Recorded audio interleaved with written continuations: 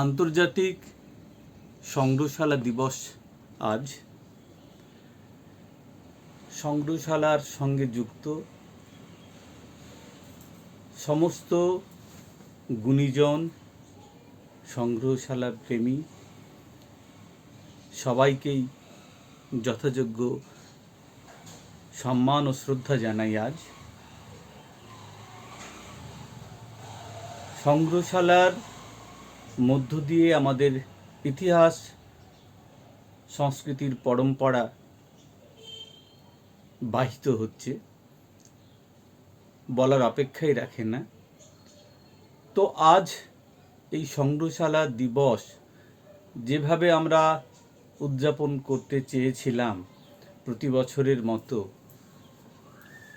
আজকের এই অতিমারির সময়কালে আমরা সেভাবে সমবেত হতে পারছি না। শুধু তাই নয়, এই অতিমারির পর্বে আমাদের বহু গুণীজন, শ্রদ্ধেয় মানুষ, বন্ধুবর্গ, আত্মীয় স্বজনকে আমরা একে একে হারাচ্ছি। এই এক দুঃসময়ের মধ্যেও তবুও আমাদের যে স্বপ্নের চলাচল, তাকে সচল রাখার জন্যই আমাদের এই প্রয়াস। আজকের দিনটাকে একটু অন্যভাবে ভাবার চেষ্টা। এই পর্বে কিছু বলতে গেলে আমি যখন কিছু বলছি, প্রথমেই আমার যে গ্রন্থটির কথা মনে পড়ে, তারাপদ সাঁতরার বাঙালির সংস্কৃতি চিন্তা, বাংলার সংগ্রহশালা।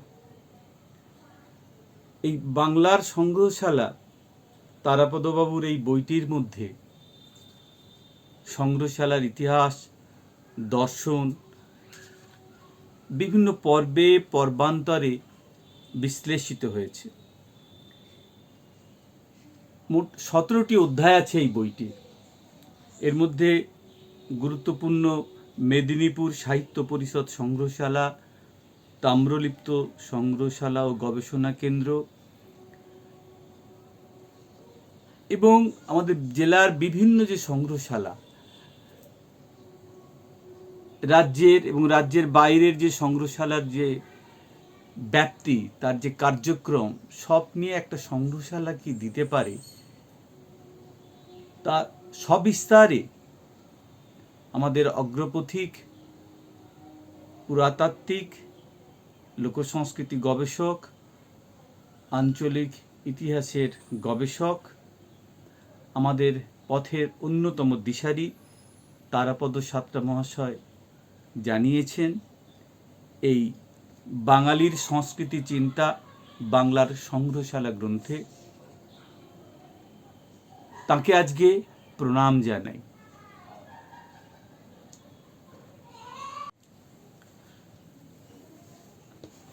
আন্তর্জাতিক সংগ্রহশালা দিবসে আজকে সকালে একটি পোস্ট দেখছিলাম, মেদিনীপুর.in-এর পক্ষ থেকে এই পোস্ট করা হয়েছে।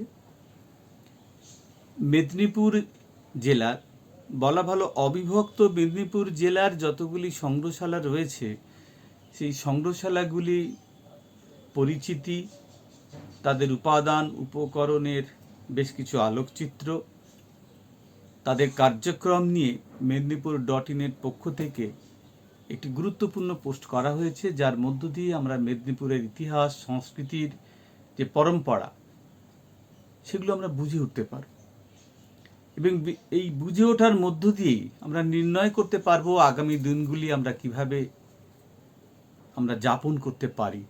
এই গুরুত্বপূর্ণ পোস্টের জন্য মেদিনীপুর.in-এর সঙ্গে যুক্ত সব বন্ধুদের ধন্যবাদ জানাই, কৃতজ্ঞতা জ্ঞাপন করি। আজ সকালে আরেকটি পোস্ট দেখছিলাম, সংগ্রহ চর্চা বলে ফেসবুকে একটি গ্রুপ আছে, সেখানে কাঁথির মাননীয় শ্রী অপূর্ব পাণ্ডা মহাশয় রয়েছেন, হিরণময় মাইতি রয়েছেন এবং তার সঙ্গে অন্যান্য জায়গার বন্ধু অনেকেই রয়েছেন, বিধান বিশ্বাস, উজ্জ্বল সর্দার। তো উজ্জ্বল সর্দার ওনার একটা পোস্টে দেখতে পেলাম যে উনি আক্ষেপ করছেন যে আমাদের দিল্লির জাতীয় সংগ্রহশালা, জাতীয় লেখাগার, Indira Gandhi national centre for arts, এইখানে যে সমস্ত গুরুত্বপূর্ণ বিষয়গুলো ছিল এবং এখানে যে সমস্ত পুরনো নথি, ম্যানস্ক্রিপ্ট এবং প্রায় মুঘল আমলের যে সমস্ত নথি, অসংখ্য নথি ছিল, সেগুলো প্রায় ধ্বংসের মুখে।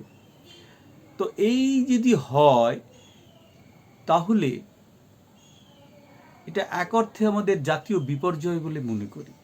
আজকে এই সংগ্রহশালা দিবসে বা এই আন্তর্জাতিক সংগ্রহশালা দিবসে আমাদের দেখা দরকার যে জাতীয় স্তরের সংগ্রহশালাগুলি যেন প্রাণ পায়, আবার রাজ্যের মধ্যে যে সমস্ত সংগ্রহশালাগুলি আছে, ব্যক্তিগত উদ্যোগে যে সমস্ত সংগ্রহশালাগুলি আছে, সেগুলো যেন প্রাণ পায়। আমরা সবাই জানি বেশ কিছুদিন ধরে গুরুসদয় মিউজিয়াম নানান সমস্যার মধ্যে রয়েছে।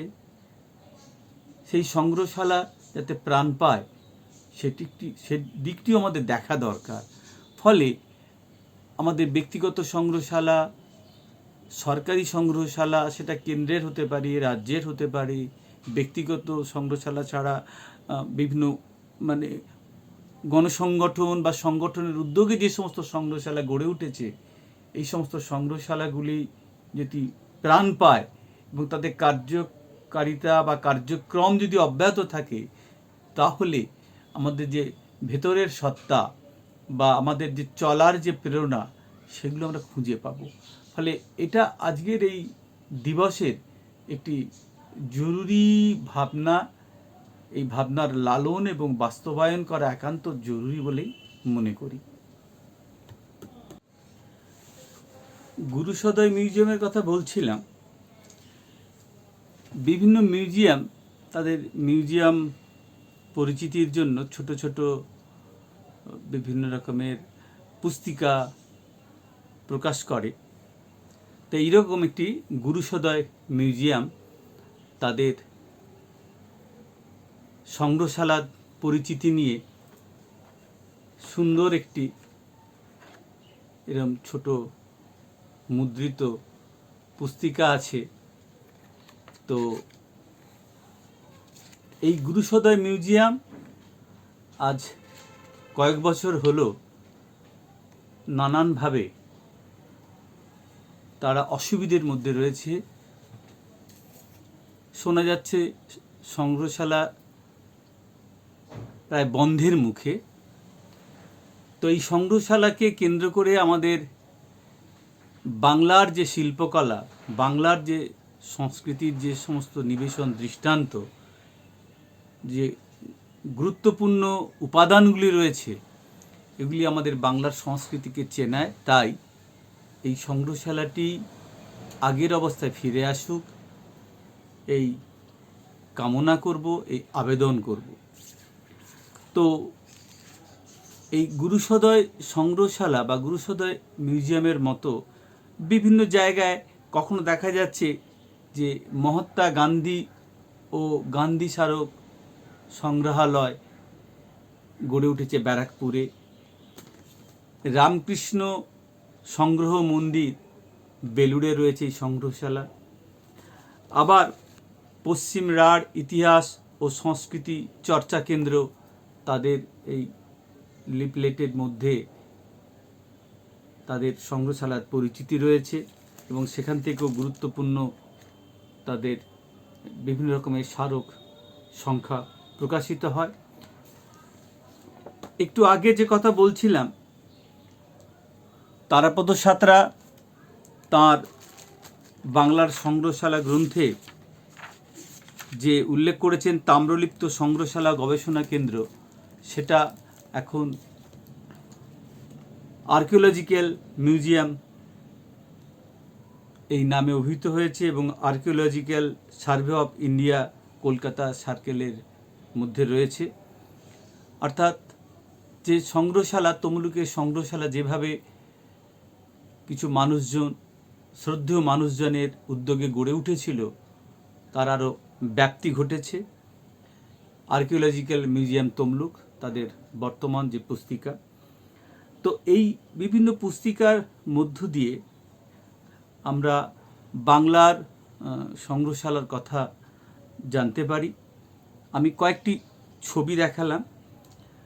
তো আমাদের এই সংগ্রহশালাগুলোকে নিয়ে আমাদের এই বন্ধু ভাস্করব্রত পতি ও গুরুত্বপূর্ণ কাজ করেছে, বিভিন্ন পত্রপত্রিকায় লিখেছে। এই সূচনাপত্র পত্রিকা, এই সূচনাপত্র পত্রিকা, যে পত্রিকাটা আমরা দেখতে পাচ্ছি, এই 2010-এ দেখা যাচ্ছে যে এখানে মেদিনীপুরের 5টি সংগ্রহশালা নিয়ে ভাস্কর প্রতি লিখেছেন। 5টি সংগ্রহশালার মধ্যে রয়েছে রজনীকান্ত সংগ্রহশালা, দাঁতন সংগ্রহশালা, বিজন পঞ্চানন সংগ্রহশালা, মালিবুড়ো সংগ্রহশালা, নারায়ণগড় রাঢ় সংস্কৃতি সংগ্রহশালা। এই সূচনাপত্রের পরের বছরের সংখ্যা যেটা 2011, এই 2011-তে 8টি সংগ্রহশালা নিয়ে লিখেছে।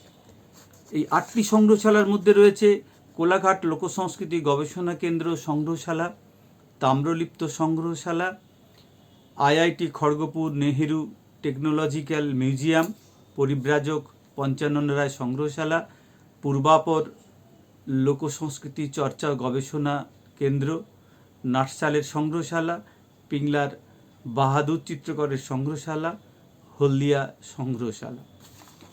এই সংগ্রহশালা আমরা অনেকেই দেখেছি, আমিও দেখেছি। এইসব নিয়ে বিভিন্ন জায়গায় বিভিন্ন প্রতিবেদন লিখেছি। তো এই সংগ্রহশালাগুলোকে এক জায়গায় করে ভাস্কর খুব গুরুত্বপূর্ণ কাজ করেছে, যার মধ্য দিয়ে আমরা মেদিনীপুর.in যে কাজটি করেছে, ডিজিটালাইজ করেছে, ছবিগুলোকে নিয়ে যেভাবে সম্পাদনার মাধ্যমে জনপরিচিতি দিয়েছে, সেগুলো আবার আমরা প্রিন্ট মিডিয়ার মধ্যে, ভাস্করের মধ্যে আমরা পাচ্ছি। ফলে আজকের এই আন্তর্জাতিক সংগ্রহশালা দিবসে এই পাওয়াগুলো আমাদের একটি বড় পাওয়া। তবে এখানেই থেমে থাকলে চলবে না। এই সংগ্রহশালাগুলো কী অবস্থায় আছে, এদের সমস্যা কী, এই সমস্যার সমাধান কিভাবে হতে পারে। কারণ এগুলো ব্যক্তিগত উদ্যোগে তৈরি হলেও বা সংগঠনের উদ্যোগে তৈরি হলেও এগুলো এক অর্থে আমাদের জাতীয় সম্পদ। এই জাতীয় সম্পদকে রক্ষা করার জন্য আমাদের প্রত্যেকের এগিয়ে আসা দরকার, সংস্কৃতিপ্রেমী মানুষদের।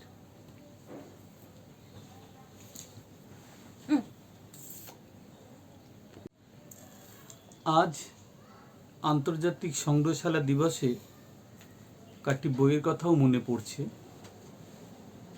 যেমন একটি সংগ্রহশালা ইতিহাস ও সংরক্ষণ, অধ্যাপক সোমনাথ ভট্টাচার্য, অধ্যাপক শচীন্দ্রনাথ ভট্টাচার্য।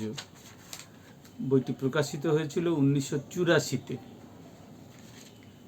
সংগ্রহশালা চর্চার একটি গুরুত্বপূর্ণ বই।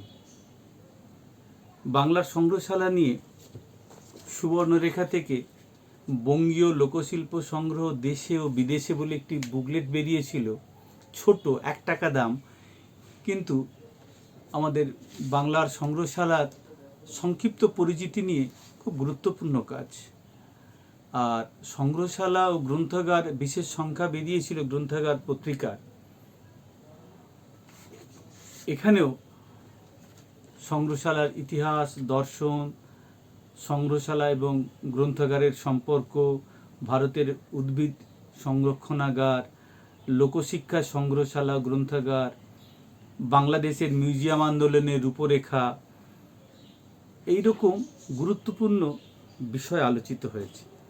পরবর্তী পর্যায়ে আমরা ডক্টর বিজন মণ্ডলের একটি বই পেয়েছি, আমরা গোপী দে সরকারের একটি বই পেয়েছি কলকাতার মিউজিয়াম নিয়ে, এবং আমার রূপসী বাংলা বলে একটি পত্রিকা, এরাও খুব গুরুত্বপূর্ণ একটি সংখ্যা করেছে বাংলার সংগ্রহশালা নিয়ে।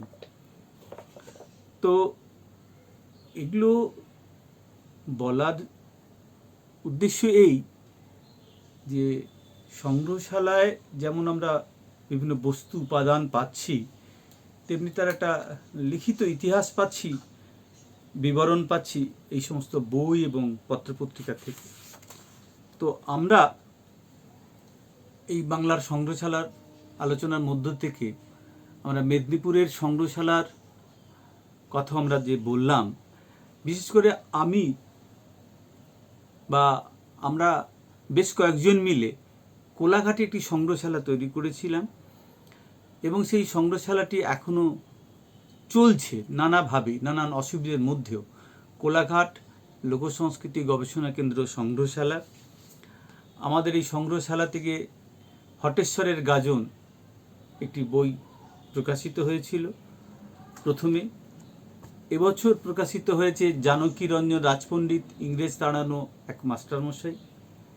এবং আমাদের সংগ্রহশালার পক্ষ থেকে বিভিন্ন জায়গায় সেমিনারে অংশগ্রহণ করা বা বিভিন্ন জায়গায় বিভিন্ন সংগ্রহশালা কেন্দ্রিক কাজে যুক্ত থাকার প্রয়াসগুলো এখনো চলছে। তো এই কোলাঘাট লোকসংস্কৃতি গবেষণা কেন্দ্র সংগ্রহশালা এটা 2001-এর, কিন্তু তার আগে আমরা দেখেছি যে মালিবুড়োর সংগ্রহশালা, সেখানে যে পুঁথির যে সংগ্রহ একটা গুরুত্বপূর্ণ বিষয়। আমরা ঘাটালে যে পঞ্চানন রায় মহাশয়ের যে সংগ্রহশালা, সেখানেও পুঁথি একটা গুরুত্বপূর্ণ বিষয়। আবার তাম্রলিপ্ত মিউজিয়ামে যে সংগ্রহগুলো রয়েছে এবং সেখানেও যে পুঁথির সংগ্রহ রয়েছে, সেখানে একটা সমস্যা হচ্ছে যে সেটা কেন্দ্র সরকার অধিগ্রহণ করার পরে গবেষক বা দর্শকরা কিন্তু খুব সহজে আর পুঁথির দর্শন বা পুঁথি দেখতে পায় না। তার জন্য একটা নির্দিষ্ট প্রক্রিয়া রয়েছে। তো ব্যক্তিগতভাবে আমি বেশ কয়েকবার এই আমাদের তমলুক যে আর্কিওলজিক্যাল মিউজিয়ামে থেকে পুঁথিগুলো দেখার চেষ্টা করেছি, কিন্তু আমার সে সুযোগ ঘটেনি এই জন্য যে তাদের যে নির্দিষ্ট প্রক্রিয়া আছে, অনুমতি নেওয়ার বিষয় রয়েছে, তার জন্য কলকাতায় সিজিও কমপ্লেক্সে যেতে হবে, সেখানে নির্দিষ্ট দপ্তরে গিয়ে অনুমতি নিতে হবে। এই সব প্রক্রিয়াগুলো যদি একটু সহজ সরল হয়, তাহলে দেখা যাবে যে মিউজিয়ামকে কেন্দ্র করে যে চর্চার যে জায়গাটা, সেটা অনেক গুরুত্ব পাবে। আমাদের ধারাসে যে অরবিন্দ মাইতি মহাশয় যে সংগ্রহশালা করেছেন, রজনীকান্ত সংগ্রহশালা, আশ্চর্যের বিষয়, সেখানে দেখা যাবে যে কৃপা সিন্ধু মিশ্রের পুঁথি রয়েছে, সেখানে বিভিন্ন রকমের পুরনো দিনের মুদ্রা রয়েছে এবং প্রত্নতাত্ত্বিক বহু উপাদান রয়েছে।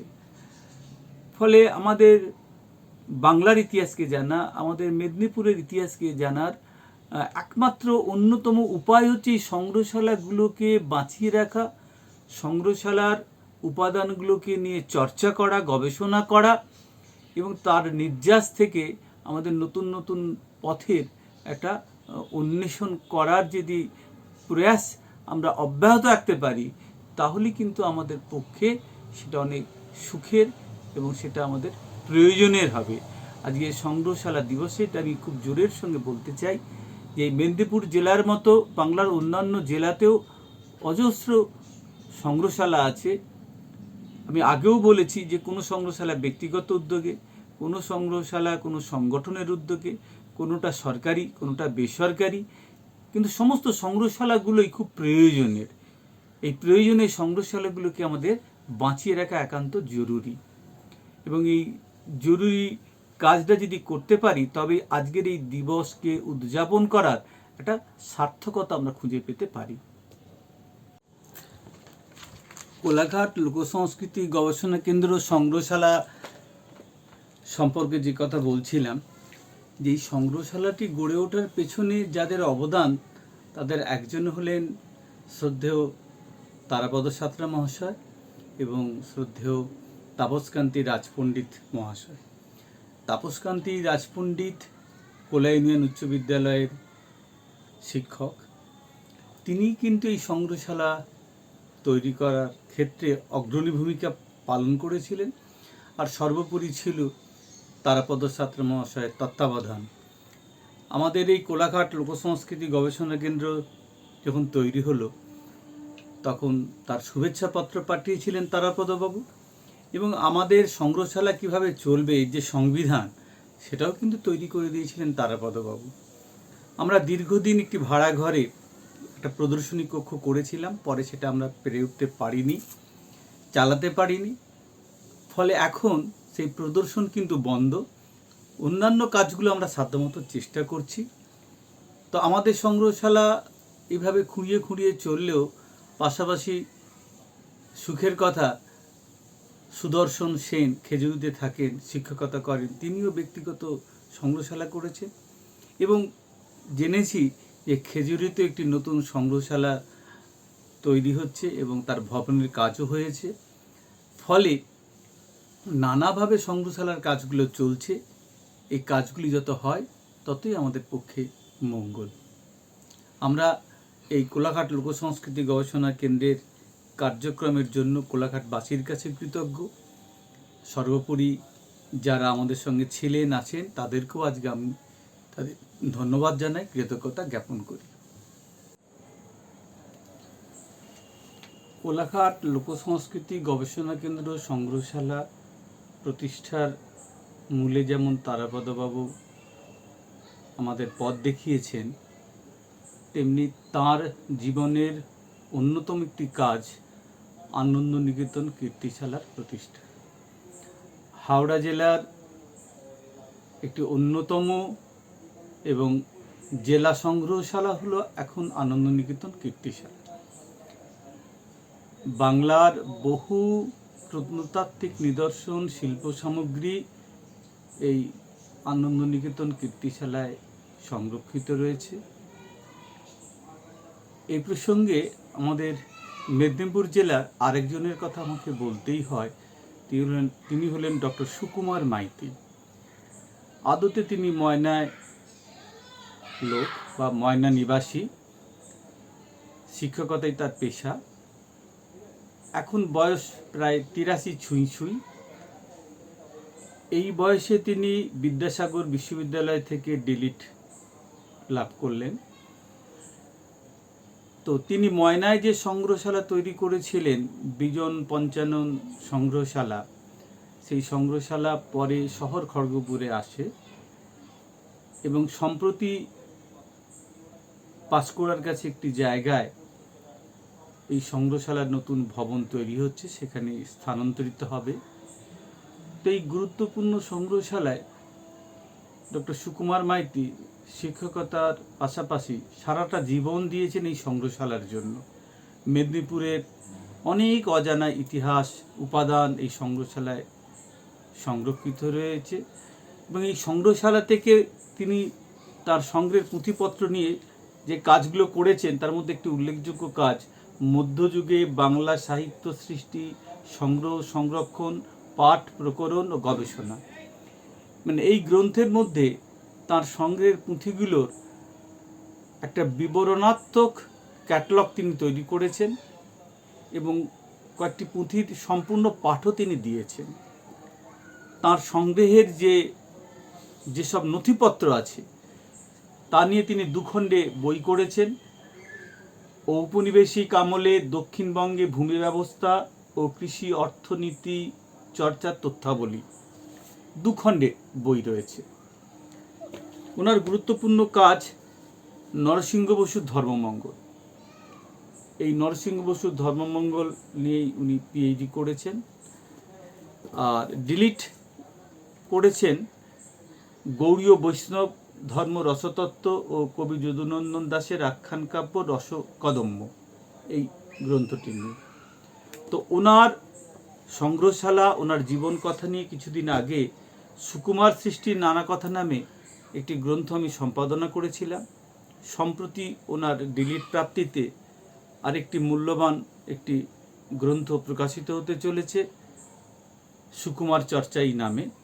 তো আজকে সংগ্রহশালা দিবসে ডক্টর সুকুমার মাইতিকেও আমি প্রণাম জানাই। তো এইভাবে আমাদের হাওড়া জেলায়, মেদিনীপুর জেলায় যেমন কাজ হচ্ছে, নানান জেলায় নানাভাবেও কাজ হচ্ছে। আমরা বাঁকুড়া জেলার কথা বললাম, আমরা পুরুলিয়াতে দেখেছি সেখানে বেশ কিছু কাজ চলছে, বর্ধমানেও কাজ চলছে। তো বীরভূমে সম্প্রতি কিশোর কুমার দাস এবং সঞ্জয় ওনারাও কাজ করছেন এবং ওখানকার যে সংগ্রহশালা তৈরির একটা পরিকল্পনা নেওয়া হয়েছে, যেখানে বীরভূমের যে সাহিত্য, সংস্কৃতি, শিল্প, নানান বিষয়, সেখানের যে চর্চার নানা দিক বা উপাদান উপকরণ সেখানে সংগৃহীত হবে বলেই জানা গেছে। ফলে এই সারা জেলা জুড়ে বা আমাদের এই রাজ্যের নানান জেলা জুড়ে সংগ্রহশালার কাজ নানাভাবেই চলছে। সংগ্রহশালা নিয়ে যে কথাগুলো বলছিলাম বা মেদিনীপুরের সংগ্রহশালা নিয়ে যে কথাগুলো বলছিলাম, এর মধ্যে একটি উল্লেখযোগ্য সংগ্রহশালা হলো পিংলা থানার নয়ায় যে পটুয়াপাড়া, এই পটুয়াপাড়ার এক নামকরা পটুয়া বাহাদুর চিত্রকর। এই বাহাদুর চিত্রকর যে সংগ্রহশালা তৈরি করেছিল, এ খুব বিরল দৃষ্টান্ত। এখানে পুরনো বইপত্র, পুরনো পট, পুঁথিপত্র কি নেই, আমাদের লোকজীবন বা গ্রাম জীবনের যে সমস্ত উপকরণগুলি,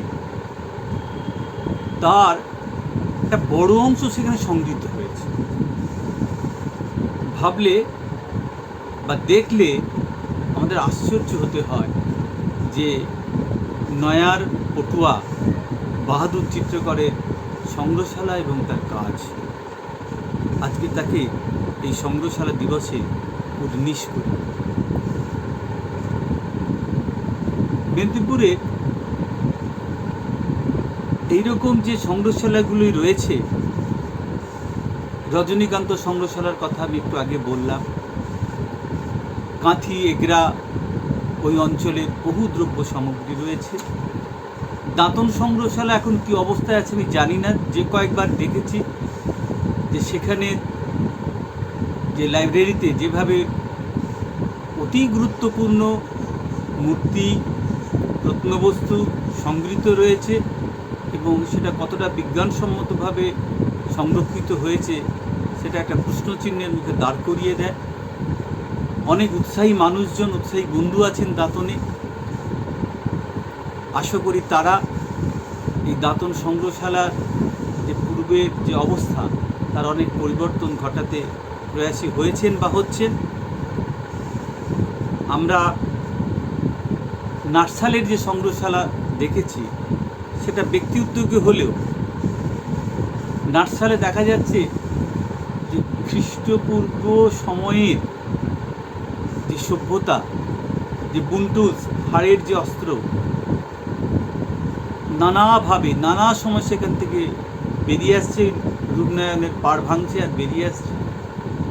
শ্রদ্ধেয় প্রশান্ত কুমার মণ্ডল মহাশয় সেখান থেকে এই সমস্ত বুনটুলসগুলো, হাড়ের যে সমস্ত জিনিসপত্র পাওয়া গেছে, তমলুকে তার নিজ বাসভবনে এনেছেন এবং সেখানে তার একটি সংগ্রহ রয়েছে, খুব মূল্যবান সংগ্রহ। এ নিয়ে তিনি একটি বইও লিখেছেন।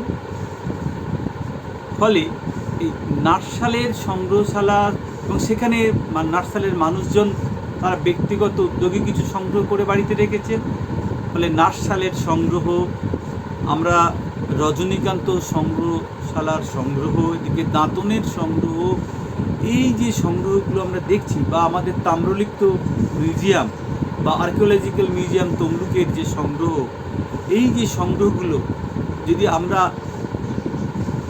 পর্যালোচনা করি, দেখতে পাবো আমাদের এই যে মেদিনীপুর নামক যে ভৌগোলিক যে ভূখণ্ড, এর যে ইতিহাস এবং এর যে সংস্কৃতি, এর যে পরম্পরা কত সমৃদ্ধ ছিল। শিল্পের চর্চা কেমন হতো, সংস্কৃতির চর্চা কেমন হতো, কেমন ছিল মানুষের দিনযাপন, সেগুলো আমরা নির্ণয় করতে পারব। এই নির্ণয় করার লক্ষ্যে এই কাজগুলো কিন্তু অনেকাংশেই একটা জায়গায় এনেছে মেদিনীপুর.in, এবং তার দৃষ্টান্ত আজকে যারা মেদিনীপুর.in-এর পোস্ট দেখেছে, সংগ্রহশালার পরিচয়গুলো তারা পাবেন, অন্যান্য পরিচয় তারা পাবেন।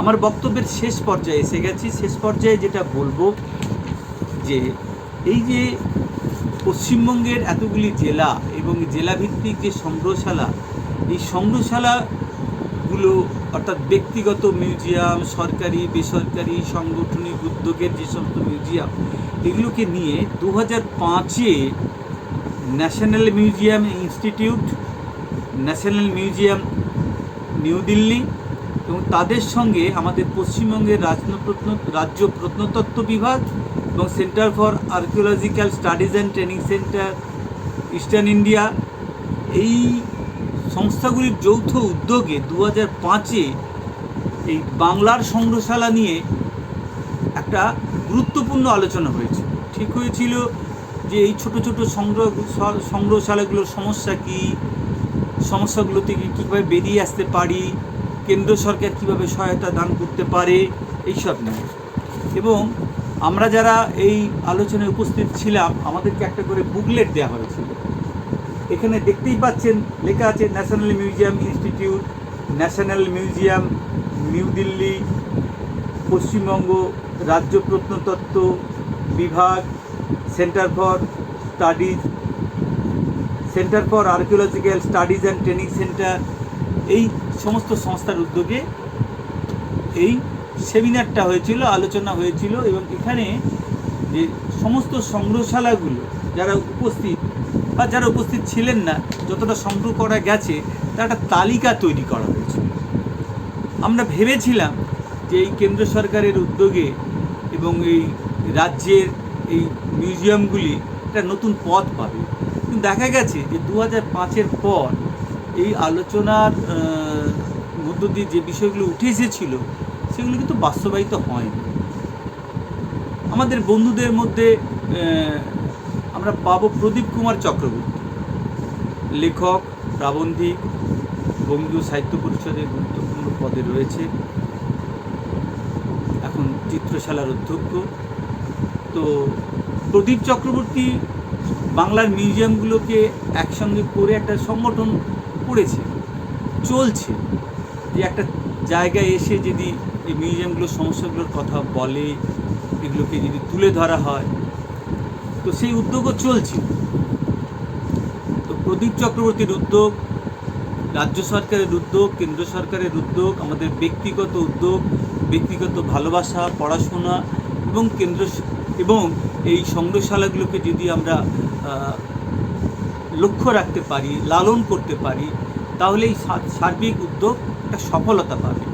তো আজকের এই অতিমারির কালো পর্বে, এই দুঃসহ দুঃখ, ব্যথা, যন্ত্রণার দিনেও আজকে মেদিনীপুর.in এরকম একটা আয়োজন করেছেন।